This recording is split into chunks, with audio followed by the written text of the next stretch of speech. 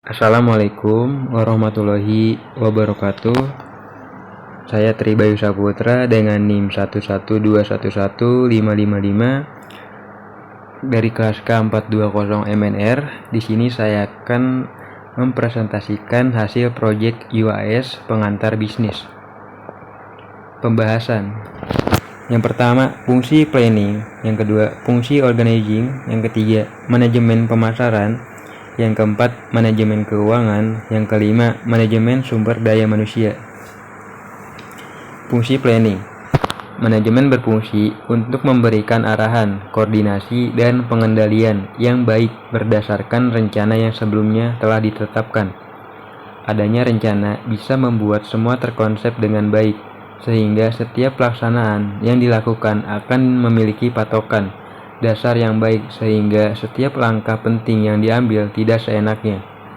Rencana yang baik juga memungkinkan tujuan dari organisasi atau perusahaan dapat tercapai.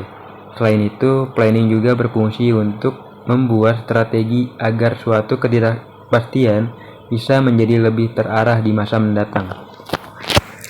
Fungsi organizing. Menurut Henry Fayol, pengorganisasian ini dilakukan dengan mengelola sumber daya yang ada dengan baik, sampai dengan melakukan pengaturan agar rencana yang sudah ada dapat berjalan sesuai perkiraan. Dalam menjalankan fungsi, pengorganisasian ini terdiri dari 4 tingkatan. Di antaranya adalah pembagian tugas menjadi satu pengarahan, ada jenjang organisasi, dan tingkat sentralisasi.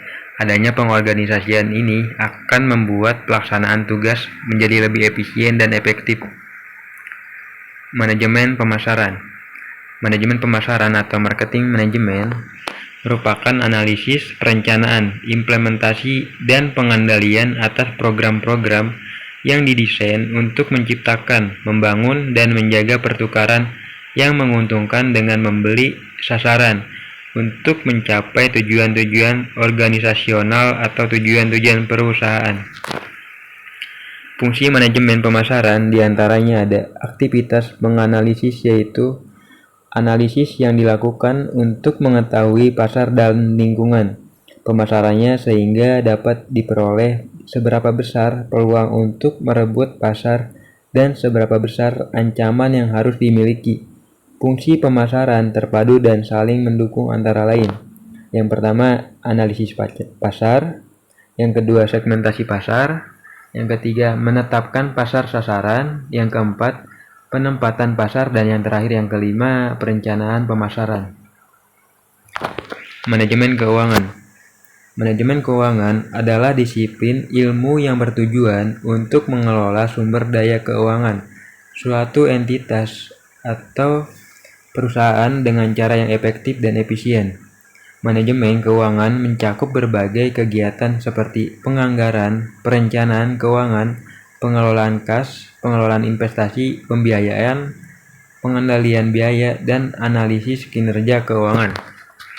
Tujuan utama manajemen keuangan adalah untuk memastikan bahwa perusahaan memiliki sumber daya keuangan yang cukup untuk membiayai operasinya, serta memaksimalkan nilai perusahaan bagi para pemangku kepentingan stakeholder seperti pemegang saham, kreditor, karyawan, dan masyarakat luas.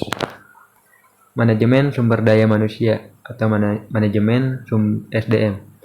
Manajemen sumber daya manusia atau MSDM adalah praktik merekrut, mempekerjakan, memutasi, dan mengelola karyawan di sebuah organisasi atau perusahaan. Departemen ini biasanya bertanggung jawab untuk membuat, menerapkan, dan mengawasi kebijakan yang mengatur karyawan dan hubungan perusahaan dengan karyawannya, termasuk juga membuat struktur organisasi yang ideal untuk dijalankan. Yang pertama, rekrutmen karyawan. Pengadaan tenaga kerja yang dibutuhkan oleh perusahaan berdasarkan aspek kualitatif, kuantitatif, waktu, dan geografis. Yang kedua, pembagian tugas karyawan. Pekerjaan yang akan dilakukan dialokasikan kepada karyawan berdasarkan kebutuhan perusahaan dan bidang keahlian karyawan. Yang ketiga, pengembangan potensi karyawan. Mendukung karyawan dalam upaya pengembangan profesional dan pribadi mereka, Hal tersebut dilakukan supaya karyawan mampu memberikan kontribusi yang signifikan terhadap loyalitas pada perusahaan dalam jangka panjang. Yang keempat, menyusun anggaran kebutuhan tenaga kerja. Jumlah karyawan saat ini dicocokkan dengan perkiraan tenaga kerja. Jika ada perbedaan, itu digunakan sebagai dasar untuk keputusan terkait penambahan atau pengurangan karyawan. Yang kelima, evaluasi karyawan. Anggota staf sering membutuhkan surat rekomendasi atau evaluasi. Manajer SDM menyusun segala kebutuhan informasi yang telah disediakan oleh para eksekutif di perusahaan. Yang keenam, administrasi SDM.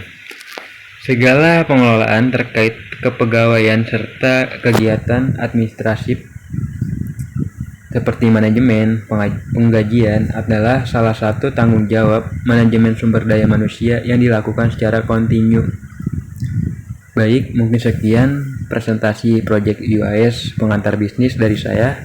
Kurang lebihnya saya mohon maaf. Wassalamualaikum warahmatullahi wabarakatuh.